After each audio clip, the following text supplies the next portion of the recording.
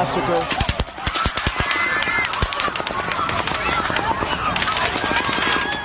A massacre on the Las Vegas Strip as a gunman opens fire on an outdoor music festival.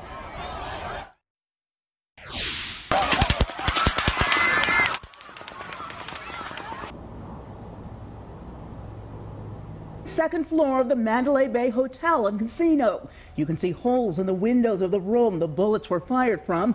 At first, the crowd of 22,000 people did not know what was happening. We heard what sounded like firecrackers. You thought it was just a part of the show. Like, it sounded like fireworks, firecrackers. But then you see the horror and the mass panic erupt when concertgoers realized the sound was gunshots. Everybody tried to run from that scene, but sadly, not everyone escaped.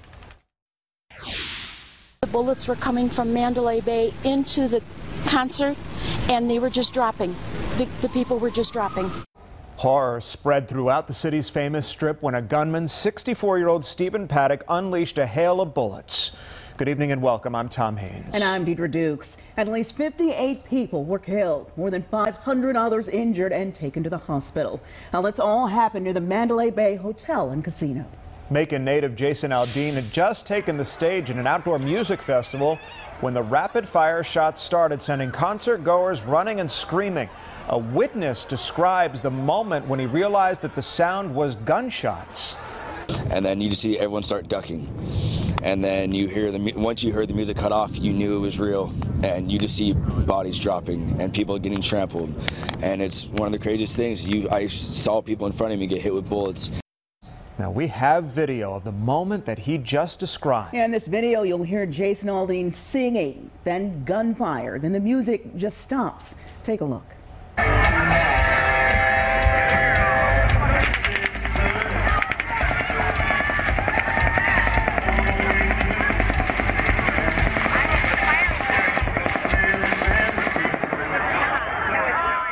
Simply terrifying. Concertgoers screamed and ran for cover, but many of them stopped to help those who'd been shot, including this off-duty nurse.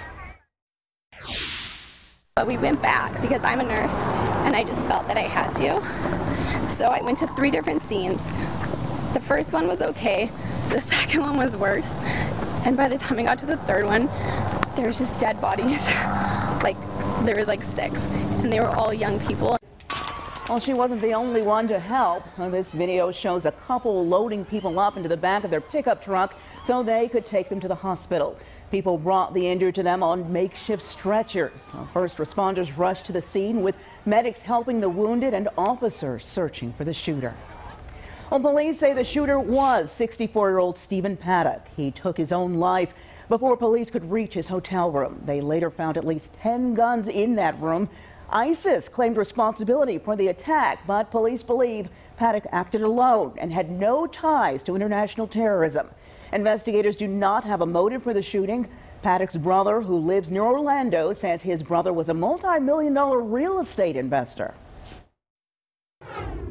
Not an avid gun guy at all. The fact that he had those kind of weapons is just, where the hell did he get automatic weapons? He has no military background or anything like that. Did you have any indication that he was angry about anything, angry at anybody? Absolutely nothing. There's no reason for me not to say this. This is what I would love to be able to give you guys, to give some reason to this. Still so many unanswered questions. Well, Paddock's brother says he had no religious or political affiliation and no history of mental illness. He says his brother retired to Vegas because he likes to gamble. Tom? Well, and Deidre, many of us woke up to this news this morning, and a lot of us have either been to Vegas or we've heard about the sites and some of the landmarks there. And I want to give you a little bit of perspective as to where this happened. And this is the famous Bellagio Hotel, and we've heard of that because they have that big fountain show from time to time every single day. And here's the Eiffel Tower right across the street from that. Probably just a quick walk down the strip, and you're at the Luxor Hotel. And here is where everything happened. Here is the concert venue, which is right across the street from the Luxor, and of course the Mandalay Bay, which is across the street from that. And we have several arrows here just to give, this only happened, by the way, about 400 feet from the Mandalay Bay, and the shots came up from right around here. Remember those two blown out windows? A perfect shot down to this concert venue. So the gunman obviously put a lot of premeditation into what he was doing. He picked the hotel and his location into that hotel very carefully. So proximity was what it was all about in Las Vegas, and it is a pretty intimate strip there if you've ever been there. Everything very close together, and so that only aided in the massacre that this shooter carried out last night. With more perspective on how the nation is reacting, send it back to Deidre. Well, Tom, President Trump has ordered flags fly at half-staff in honor of the victims of the Las Vegas massacre. He and the First Lady also held a moment of silence for the victims.